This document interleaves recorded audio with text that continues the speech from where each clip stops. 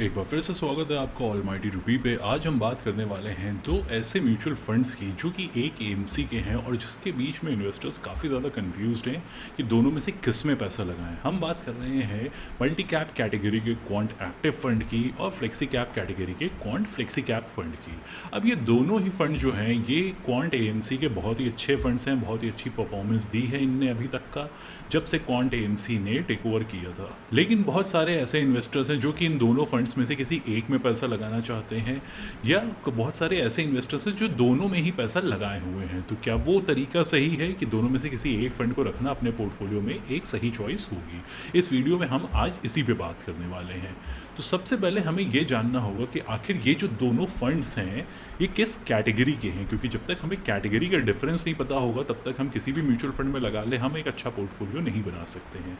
तो सबसे पहले आइए जानते हैं ये किस कैटेगरी के फंड्स हैं। तो क्वांट फ्लेक्सी कैप फंड एक फ्लेक्सी कैप कैटेगरी का है। जैसे कि आपको पता है ये बहुत ही रिसेंटली लॉन्च्ड कैटेगरी है जिसमें कि फंड मैनेजर्स को ऑप्शन होता है कि वो अपने हिसाब से कोई भी इन्वेस्टमेंट कर सकते हैं, किसी भी मार्केट कैपिटलाइजेशन में पैसा लगा सकते हैं। उनके ऊपर कोई रिस्ट्रिक्शन नहीं होती है कि इतना आपको लार्ज कैप में लगाना है, इतना परसेंट आपको स्मॉल कैप में लगाना है। अपने हिसाब से पोर्टफोलियो फंड मैनेजर बनाता है, तो जो उसको सबसे अच्छे स्टॉक्स लगते हैं वो उन्हीं में पैसा लगाता है। अब दूसरी कैटेगरी जो क्वांट एक्टिव फंड की है वो है मल्टी कैप फंड की। ये भी काफ़ी रीसेंट कैटेगरी है और इसमें फंड मैनेजर के ऊपर रेस्ट्रिक्शंस होती हैं। मल्टी कैप कैटेगरी में लार्ज कैप, मिड कैप और स्मॉल कैप में फंड मैनेजर को 25% अमाउंट लगाना मैंडेटरी है। फंड मैनेजर को इसके ऊपर अपने हिसाब से किसी भी मार्केट कैपिटलाइजेशन में पैसा लगा सकता है, लेकिन 25% एटलीस्ट तीनों ही मार्केट कैपिटलाइजेशन में पार्क करना ज़रूरी है फंड मैनेजर को। अब फ्लेक्सी कैप कैटेगरी में फंड मैनेजर जो रिमेनिंग 35% है उसको अपने हिसाब से कहीं पे भी लगा सकता है। फॉरेन इक्विटीज़ में भी एक्सपोजर लेते हैं कुछ फंड मैनेजर्स, लेकिन अगर मैं बात करूं यहाँ पे क्वांट फ्लेक्सी कैप फंड की तो फॉरेन इक्विटी एक्सपोजर निल है। इनफैक्ट दोनों ही फंड्स में कोई भी फॉरेन इक्विटी एक्सपोजर नहीं लिया गया। तो अगर आप देख रहे हैं एक ऐसी कैटेगरी जो कि स्मॉल मिड में एक्सपोजर हमेशा बनाए रखे तो आपके लिए एक मल्टी कैप कैटेगरी काफ़ी अच्छी चॉइस हो सकती है। लेकिन अगर आप चाहते हैं कि एक मैं ऐसे फंड में लगाऊं जो कि फ्लेक्सी कैप कैटेगरी के अंडर आए, यानी कि वहाँ पे फंड मैनेजर अपने हिसाब से सबसे बेस्ट पोर्टफोलियो ऑफ स्टॉक्स बना के मुझे दे, तो वो आपको फ्लेक्सी कैप स्पेस में देखने को मिलेगा। लेकिन हाँ, क्या रिटर्न्स में इनके बीच में कोई डिफरेंस आएगा, ये हम वीडियो में आगे बात करेंगे। तो अभी हमें ये पता चलेगा कि कैटेगरी का डिफरेंस इन दोनों ही फंड्स में किस तरह का है। अब दोनों फंड्स की अगर हम बात करें तो दोनों ही ओपन एंडेड फंड्स हैं और इनकी इन्वेस्टमेंट स्टाइल सिमिलर ही है। जो क्वांट एएमसी अपना वीएलआरटी फ्रेमवर्क यूज़ करती है जिसमें कि वो अलग अलग वेरिएबल्स को यूज़ करके स्टॉक सिलेक्शन करती है, उनकी बाइंग और सेलिंग के डिसीजंस लेती है, वो दोनों ही फंड्स में एप्लीकेबल होता है।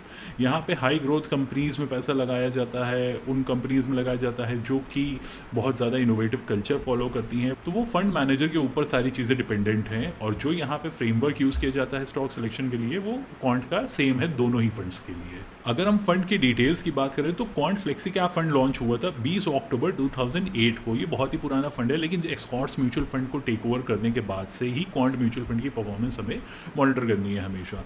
सेम अप्लाई होता है क्वांट एक्टिव फंड का। अगर आप इसकी लॉन्च डेट देखेंगे तो 4 अप्रैल 2001 दिखेगी, लेकिन हमें 2019 और उसके बाद के रिटर्न्स को ही और उसकी बाद की परफॉर्मेंस को ही यहाँ पे कभी भी किसी भी कंपैरिजन में कंसिडर करना होगा। टोटल AUM इसका एज ऑन 31 मई क्वांट फ्लेक्सी कैप फंड का 1449 करोड़ है, वहीं पे क्वांट एक्टिव फंड का 4337 करोड़ है। अगर आप इन्वेस्ट करना चाहते हैं तो दोनों ही फंड में अगर आप लमसम कर रहे हैं तो 5000 रुपीज़ से आपको करना होगा, और अगर आप SIP करना चाहते हैं मंथली तो आप 1000 रुपीज़ से स्टार्ट कर सकते हैं। दोनों फंड्स में कोई भी एग्जिट लोड नहीं है, यानी अगर आपने आज लगाया और अगर आप उसको 3-4 दिन बाद भी निकालते हैं तो कोई एग्जिट लोड आपको पे नहीं करना होगा। हाँ, दोनों ही इक्विटी ओरिएंटेड फंड्स है तो ये इक्विटी टैक्सेशन आपको देखने को मिलेगा, यानी कि 1 साल के पहले अगर रिडेम्पशन हुआ तो शॉर्ट टर्म कैपिटल गेन जिसपे कि आपको अपने प्रॉफिट अमाउंट पे 15% का टैक्स देना होगा, और वहीं पे अगर आप 1 साल के बाद बेचते हैं तो वो लॉन्ग टर्म कैपिटल गेन के अंडर आता है, जिसमें कि एक पैन के अगेंस्ट अप टू 1 लाख तक का तो एग्जेंटेड है प्रॉफिट, बट 1 लाख के ऊपर जितना भी प्रॉफिट अमाउंट होगा उस पर आपको 10% का टैक्स देना होगा। अगर मैं फ्लेक्सी कैप की बात करूं तो इसकी जो बेंचमार्क इंडेक्स है जिसको कोशिश करता है फंड मैनेजर बीट करने की, वो निफ्टी 500 टोटल रिटर्न इंडेक्स है। और मल्टी कैप कैटेगरी के लिए जो बेंचमार्क बनी हुई है वो क्वांट एक्टिव फंड की बेंचमार्क है, वो निफ्टी 500 मल्टी कैप 50:25:25 इंडेक्स है। अब ये जो 50:25:25 आप देख रहे हैं वो लार्ज में 50% लगा हुआ है, 25% मिड में लगा है और 25% स्मॉल में लगा है। ये एक सेपरेट इंडेक्स बनी हुई है जो निफ्टी 500 टोटल रिटर्न इंडेक्स से अलग है। अगर हम इनके टर्नओवर रेशियो की बात करें, यानी पोर्टफोलियो में कितनी ज़्यादा चर्निंग हो रही है, तो क्वांट फ्लेक्सी कैप की जो टर्नओवर रेशियो है वो 1.48 है। वहीं पे अगर हम क्वांट एक्टिव फंड को देखेंगे तो 1 है। यानी अगर हम पिछले 12 महीने की बात करें तो जो यहाँ पे चर्निंग हुई है वो काफ़ी ज़्यादा हुई है दोनों में ही। क्वांट एक्टिव फंड में उतनी ज़्यादा नहीं हुई, बट फ्लेक्सी कैप में 1.48 टाइम्स की चर्निंग करी गई है। यानी जितना पोर्टफोलियो है उतनी की ही बाइंग सेलिंग यहाँ पे करी गई है पिछले 12 महीने में। अगर हम फंड मैनेजर्स की बात करें तो यहाँ पे हमें कोई भी डिफरेंस देखने को नहीं मिलेगा। 4 फंड मैनेजर्स हैं दोनों ही फंड में, अंकित पांडे जी, वत्सल सहगल जी, संजीव शर्मा जी और संदीप टंडन जी। और ये चारों ही फंड मैनेजर्स इन दोनों ही फंड्स को मैनेज करते हैं, तो यहाँ पे भी हमें कोई डिफरेंस देखने को नहीं मिलता है।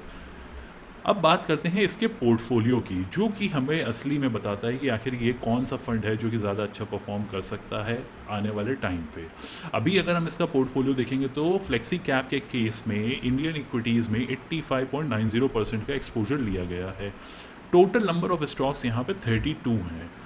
और अगर हम मार्केट स्प्लिट की बात करें तो 59% लार्ज कैप में लगा हुआ है, मिड कैप में 11% लगा है, स्मॉल कैप में 15.16% लगा हुआ है। वहीं अगर हम क्वांट एक्टिव फंड की बात करें तो वहाँ पे इंडियन इक्विटीज़ में 94.34% लगा है। यहाँ पे टोटल नंबर ऑफ स्टॉक्स जो हैं वो 47 है। अगर मार्केट स्प्लिट की बात करें तो 44.3% लार्ज कैप में लगा है, मिड कैप में 24.1% है और स्मॉल कैप में 25.93% है। तो यहाँ पे हमको देखने को मिल रहा है कि जो एलोकेशन यहाँ पे मेंटेन करना है फंड मैनेजर्स उसके आसपास ही मौजूद है। अब स्मॉल कैप में 25% का एक्सपोजर यहाँ पे लिया हुआ है, मिड कैप में 24% लिया हुआ है। तो अगर आप रिस्क की बात करेंगे तो क्वांट एक्टिव फंड में कंपैरेटिवली थोड़ा ज़्यादा रिस्क होगी ही, क्योंकि स्मॉल मिड में ज़्यादा पैसा लग रहा है और फ्लेक्सी कैप के केस में उतना ज़्यादा पैसा स्मॉल मिड में एलोकेट नहीं हो रहा है। एक चीज़ और आपको यहाँ पे देखने को मिलेगी कि इक्विटीज़ में 85% पैसा लगा हुआ है फ्लेक्सी कैप के केस में, और लगभग 14% पैसा और नेट डेट और कैश के फॉर्म में रख रखा है। वहीं पे एक्टिव फंड की अगर मैं बात करूं तो 94% पैसा इक्विटीज़ में करेंटली पार्क्ड है। तो फ्लेक्सी कैप के फंड मैनेजर्स के पास अभी भी ऑप्शन है और स्टॉक्स परचेज करने के। नंबर ऑफ स्टॉक्स भी हमें 32 ही देखने को मिल रहे हैं। वहीं पे एक्टिव फंड में ऑलरेडी 47 स्टॉक्स में पैसा लगाया जा चुका है। अब सबसे बड़ा क्वेश्चन आता है कि दोनों फंड्स की हमें ओवरलैप और होल्डिंग्स को देखना ज़्यादा ज़रूरी हो जाता है, क्योंकि बहुत सारे ऐसे इन्वेस्टर्स हैं जो दोनों ही फंड्स में पैसा लगाए हुए हैं, क्योंकि दोनों के रिटर्न्स हमको बहुत ही बढ़िया दिख रहे थे। तो हमें पोर्टफोलियो ओवरलैपिंग चेक करना काफ़ी ज़रूरी हो जाता है। हमने यहाँ पे पोर्टफोलियो ओवरलैपिंग निकाली हुई है क्वांट एक्टिव फंड की और क्वांट फ्लेक्सी कैप फंड की। अगर हम इसकी ओवरलैपिंग परसेंटेज देखेंगे तो 58% की ओवरलैपिंग है, जो कि बहुत ही ज़्यादा है। यानी अगर आप दोनों ही फंड्स में इन्वेस्ट करे हुए हैं तो आपको कोई ज़्यादा डिफरेंस देखने को नहीं मिलेगा उन दोनों के रिटर्न्स में, वेरिएशन में। आपको दोनों ही सिमिलर रिटर्न्स देते हुए दिखाई देंगे। 58% की ओवरलैपिंग है। अब इसके स्टॉक्स पे भी हम बात कर लेते हैं। अब जैसे कि हम यहाँ पे देख रहे हैं, नंबर ऑफ कॉमन स्टॉक्स जो हैं वो 23 है, यानी दोनों पोर्टफोलियोज में 23 स्टॉक तो कॉमन हो गए। और एक्टिव फंड के केस में 24 डिफरेंट स्टॉक्स है। वो क्यों है? क्योंकि 47 स्टॉक्स का पोर्टफोलियो था और वहाँ पे स्मॉल मिड में लगाना ज़रूरी है फंड मैनेजर्स के लिए। तो 24 वहाँ पे अनकॉमन स्टॉक्स हैं। लेकिन अगर हम फ्लेक्सी कैप की बात करें तो सिर्फ 9 ऐसे स्टॉक्स हैं फ्लेक्सी कैप के पोर्टफोलियो में जो कि डिफरेंट हैं एक्टिव फंड से।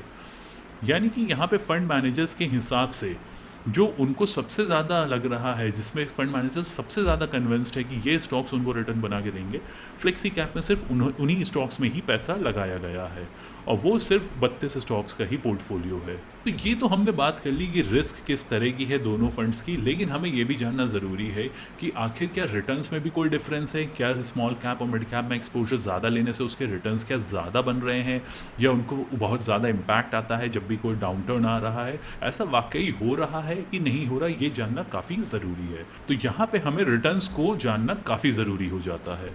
अब अगर हम यहाँ पर रिटर्न्स देखें तो क्वांट एक्टिव फंड और फ्लेक्सी कैप फंड के मैंने यहाँ पर रिटर्न्स प्लॉट कर दिए हैं। जो स्टार्टिंग डेट मैंने ली है 25 जून 2019 ली है, कि अगर किसी ने 100 रुपये इन्वेस्ट किए होते तो उसकी वैल्यू क्या हो चुकी होती अभी तक का। और जो हमने ये वैल्यू कैलकुलेट करी है 23 जून तक के डेटा पे निकाला गया है। तो अगर हम देखें तो यहाँ पे दोनों की परफॉर्मेंस में कोई ज़्यादा डिफरेंस हमें देखने को नहीं मिलता है। क्वांट फ्लेक्सी कैप फंड भी सेम ट्रेजेक्ट्री फॉलो कर रहा है और क्वांट एक्टिव फंड भी सेम ट्रेजेक्ट्री फॉलो कर रहा है। ऑलमोस्ट एक दूसरे को ओवरलैप करते चल रहे हैं अगर हम उनके रिटर्न्स या परफॉर्मेंस की बात करें तो। ये कंटिन्यूसली हमें देखने को मिलेगा कि यहाँ पे ओवरलैपिंग ही चल रही है। कभी क्वांट एक्टिव फंड होगा ऊपर चला जाएगा, कभी क्वांट फ्लेक्सी कैप फंड ऊपर चला जाएगा, लेकिन यहाँ पे कोई ज़्यादा हमको डिविएशन देखने को नहीं मिल रहा है। इनफैक्ट अगर 100 रुपये इन्वेस्ट किए गए होते 2019 में, आज 23 में अगर हम देख रहे होते 4 साल बाद उसकी परफॉर्मेंस, तो क्वांट फ्लेक्सी कैप फंड ने बना दिए होते 266 रुपये, यानी 100 रुपये इन्वेस्ट किए होते और 266 रुपये उसकी करंट वैल्यू होती है। क्वांट एक्टिव फंड ने 262 रुपये बना दिए होते।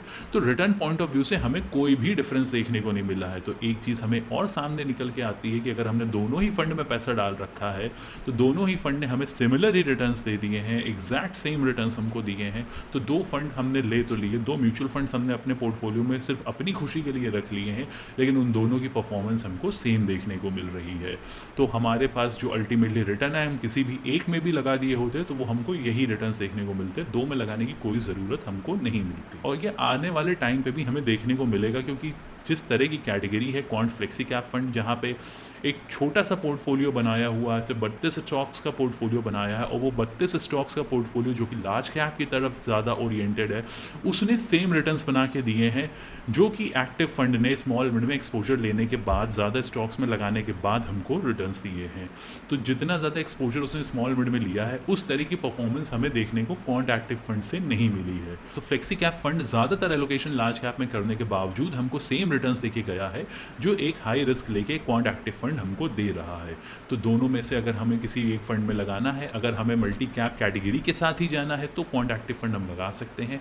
अगर हमको चाहिए कि एक ऐसा पोर्टफोलियो हमें मिले स्टॉक्स है जिसमें फंड मैनेजर्स अपने हिसाब से लगा रहे हो और जो क्वांट का VLRT फ्रेमवर्क है हम उसके बेसिस पे इन्वेस्ट करना चाहते हैं, तो क्वांट फ्लेक्सी कैप फंड के साथ हम यहाँ पे जा सकते हैं।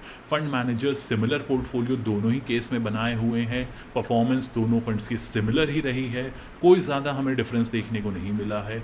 तो हम अपने हिसाब से डिसीजन ले सकते हैं कि हमारे पोर्टफोलियो में और कौन से म्यूचुअल फंड्स हैं जो कि हो अपनी ओवरलैपिंग इनके साथ कम करे हुए हैं। क्योंकि क्वांट AMC का जो फ्रेमवर्क है उसमें बहुत ज़्यादा चर्निंग होती है, जो हमने दोनों ही केसेस में देखा। ऑलमोस्ट 100% ऑफ पोर्टफोलियो दोनों ही केसेस में ही चर्न हो जाता है।